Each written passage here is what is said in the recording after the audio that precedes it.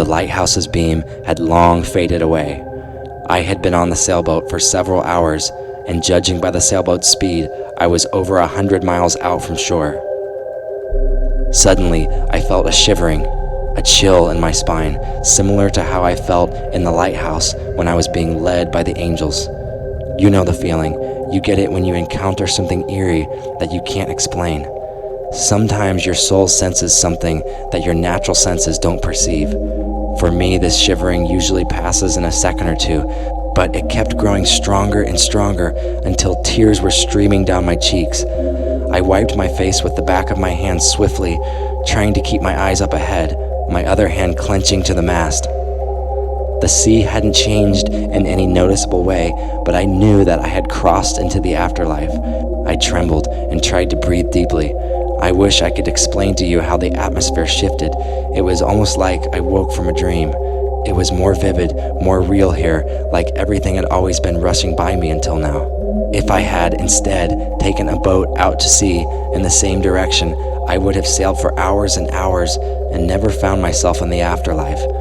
The sailboat must have slipped through a doorway that my eyes hadn't seen. A light began to rise over the bow in the horizon. A sunrise with a color unlike I had ever seen was blossoming in the sky.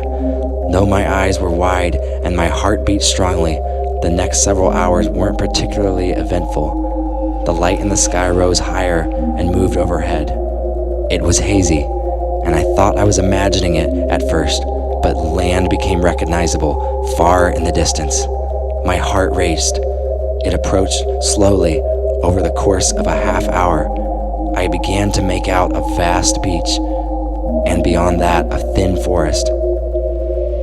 The sailboat began to turn, the enchanted ropes and sails moving by themselves. It began so abruptly, I almost lost my balance. The sailboat turned until it was sailing parallel with the shoreline. It continued like that 300 or 400 yards from the shore, which I realized was about the distance it sailed from the shore back home. But then I realized that if I was going to reach that beach, I would have to jump out and swim. A thought raced through my head. Even if I found my wife, we were going to have to somehow catch up with this sailboat and board it to return to our world. But I had to put that thought out of my mind for now and focus on this swim.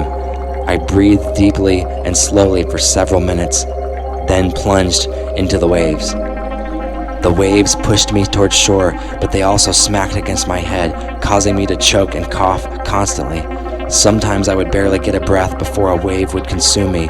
It was a grueling swim. I was very curious what would happen if I drowned, but I put that out of my head too. It was tiring. The sailboat was already far away. I didn't feel like my muscles had anything left to give, but I was a mere 100 yards from shore. I dug deep, fighting and coughing, what I would have given for a few good breaths. But suddenly I knew I could make it. The shore was right there. Depending on the slope of the beach, I figured my feet would touch down soon. About 50 feet out, my feet found sand. I gave it just a few more good strokes and then put my legs down again, this time my head rising confidently out of the water. I breathed heavily. I trudged through the water, half swimming, half walking the remaining distance, my body faint. The waves were violent close to shore, but they couldn't stop me now. I collapsed on the beach where the waves could only lap at my legs.